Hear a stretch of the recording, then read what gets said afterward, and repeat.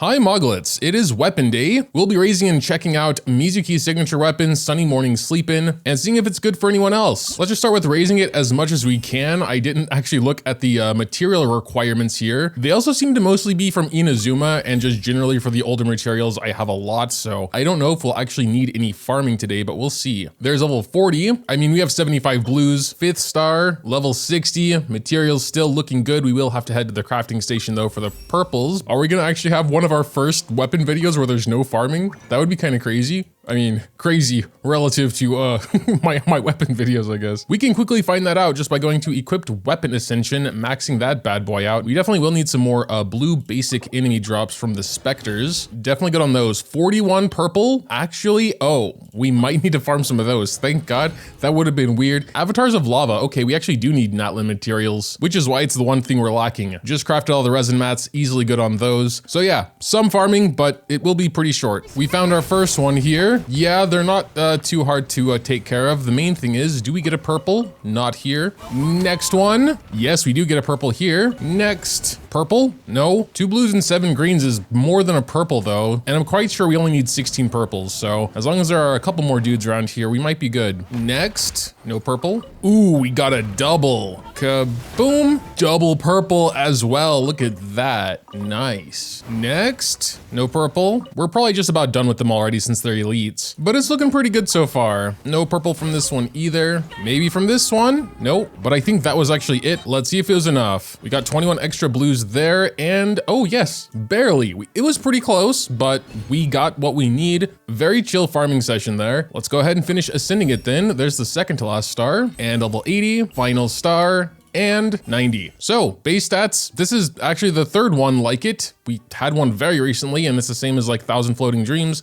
Very low base attack, very high EM. I should actually say third catalyst if I didn't. Like Starcaller's watch, wasn't that the last signature we got actually? I mean, it makes sense. Most catalyst users don't really scale with attack, or they do, but they also prefer other stats if we want to be pedantic about it. But yeah, for a catalyst in general, they're very solid stats. When I was going over Starcaller's watch, I said it's the highest EM weapon in the game now because it just gives you a flat 100 there. Sunny Morning Sleepin' takes its crown pretty much immediately, as long as they can at least fulfill the last 2 requirements, giving you a total of 128 extra EM on top of the 265. On an Anemo catalyst user like Sucrose, she should be able to pretty easily trigger all 3 of them, providing her 513 elemental mastery just from the weapon, which is kind of insane. But even ignoring the first requirement, it still provides the most EM, more than Starcaller's watch. And no, I do not count Widsith's 480 that has a 30% uptime, and like you don't even get it all the time anyway. Pretty much every catalyst user can get the 128 from these other 2 things because it's just elemental skill hits an opponent and burst hits an opponent. So there are a couple of catalyst users that don't do damage with burst, so I guess that wouldn't count then. But to get a better look-see, let's take a look at all of our catalyst users. We actually have a lot. The 96 EM for skill hitting an opponent does only have a 9-second duration, so that's something we should maybe consider, you know, keeping in mind. I actually just realized Nahida is one of the unfortunate cases where her burst does not deal damage, so she can't get the 32 nor the 120, meaning she would actually still get more EM from Starcaller's watch, though it's literally a difference of 4 EM because she should be able to keep the elemental skill hit an opponent, you know, thing very consistently. Regardless, Nahida is always worth talking about when we're talking about EM stat 6 because, you know, mini Nahidas just want as much EM as possible.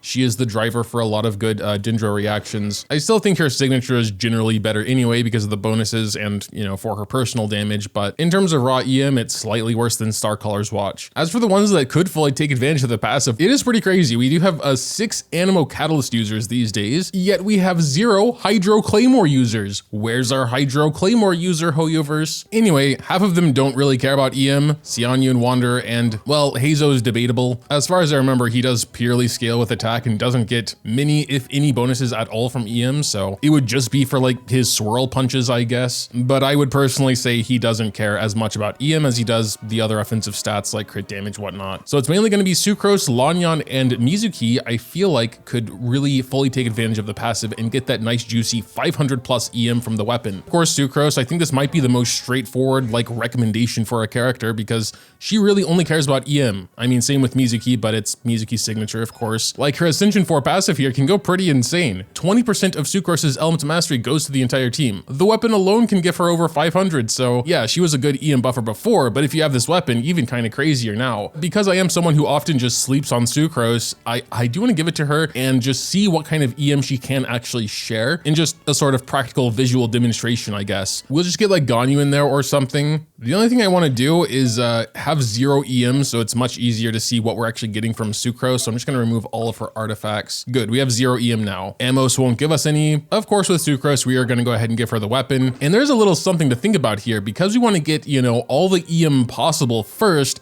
before she shares what she has. We should start with Burst to trigger the 32 and the 120 for the swirl. Because her A4 passive is tied to doing skill, I'm honestly not sure right now what triggers first. So we've made it to a base 1129 EM with our Sucrose. I guess upon triggering all the requirements here, so we're just going to Burst. We already hit them with a Ganyu bow, and then we'll just press E, and we honestly should already have everything. So yeah, we're at 1377 with no outside buffs, just her weapon and her own like utility stuff. But let's see what EM Ganyu got. 325. That is a stupid amount of EM for one character's buffs. An OG 4-star no less. We are getting another 50 from her A1 passive, which actually makes me wonder, like that's a suspiciously round number there. 325? Nope, just coincidence. I ran the numbers. 20% of 1377 is 275. And then we get the extra 50 from her A1 passive. So yeah, this also means we do get this 96 before sharing it to Ganyu, even though they happen at the same time because they share the same exact requirement. I will come clean on something. We have inflated Sucrose's EM a little bit by giving her 2 EM sets. To be honest, that was mainly because without the 2 sets, we lose 32 EM share, and thus Ganyu, you know, doesn't break the 300, but it's like so close and it really doesn't matter in the grand scheme of things. If you had really good substat luck and just raised a lot of Viridescent pieces, it's probably still possible. Like even in my highest Wanderer troop, we have 77 and 68, which is decent EM for sure, but I also have a plume with 100 EM on it. But yeah, we'll run it once more in Viridescent. Pretty modest substats. We got 44 EM on Flower and 61 on Plume. Ah, okay. That was something I didn't even look at, but we have these like swirling things to indicate the stacks. We definitely did have all 3 when I unpaused, but one of them quickly went away. And yeah, the burst one lasts forever, 30 seconds after doing damage with burst, so should be pretty easy to keep up as well. The 9-second duration on skill cast might be a little annoying in some rotations, but I guess because she's going to be running Viridescent, that only has a 10-second timer anyway, so, you know, if you want to keep that buff up, then you will always keep the EM buff up as well. So we'll just do the same thing as before. Go ahead and apply Cryo, do Sucrose Burst, and then end it with an E, and we should have all 3. Yes, indeed we do. So Sucrose is sitting at 1177 now. Yes, I know it's quite a bit lower than our full EM build, but that's still a 285 EM buff. That's kind of crazy. It just isn't as fancy as going over 300. And I'm sure that's very possible in 4-piece Viridescent. You just need to have some pretty goated substats. Including her A1 passive, we need 1250 Element Mastery to provide 300 to Ganyu. You know, we're actually pretty close to already. But anyway, absolutely fantastic for Sucrose. It might actually be better for Sucrose than it is for Mizuki. Lan Yan, not sure there's too much to say. I think it would be good for her as well. She should be able to get all the EM buffs pretty consistently. If you know, she can hold on to Viridescent. It is slightly less straightforward with her though, because her shield scales with attack. C2 plus, you don't really need to build for a strong shield as far as I've heard. I haven't tested it too much, but pre-C2, it's more just comes down to a decision if you really prefer a stronger shield or taking advantage of the extra damage, you know, from the EM buffs here on her A4 passive. The Pyro Catalysts, Yanfei and Klee, I mean, I think it'd still be okay for them. Like they're typically in vaporized teams or whatnot. So EM's gonna be solid. It's just they're both attack scalers as well. So it providing no other stats besides EM might be a little overkill for attack scalers. I'd say even non-attack scalers like Mualani and Neuvillette might just appreciate their crit damage substat more. I mean, especially Neuvillette. I don't see a lot of reaction Neuvillette teams. Mualani can get her massive hits off with a vaporize, but she also needs the crit stats. Still think it can be okay for Nahida, just not as good as other options. Baizhu mainly just wants a bunch of HP.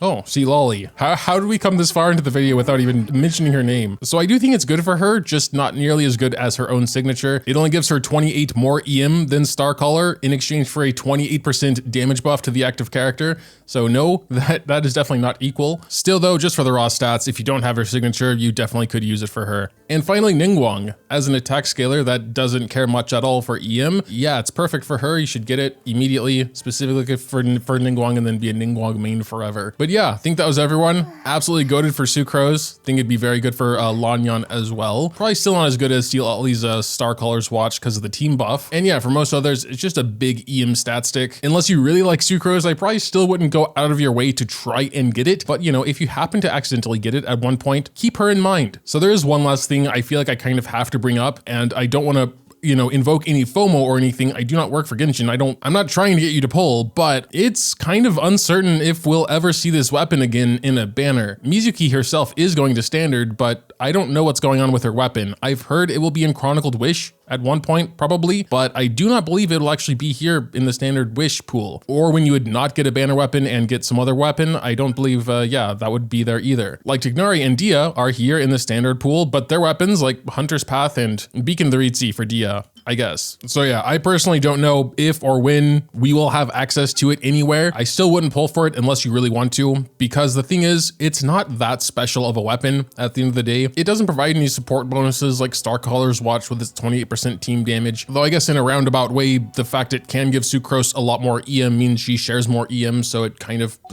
But yeah, overall, solid weapon, I would say. It's only really niche if you're trying to, you know, maximize the passive. And unfortunately, the biggest chunk of EM is very niche. But even taking away the 120, it still provides a massive amount of EM to most other Catalyst users. But yeah, that'll do it for the video. Let me know what you think in the comments down below about the weapon. Dropping a like or subscribing to the channel if you enjoyed is always greatly appreciated as well. Thanks, as always, for watching, and until next time. Why is she just looking at a bone?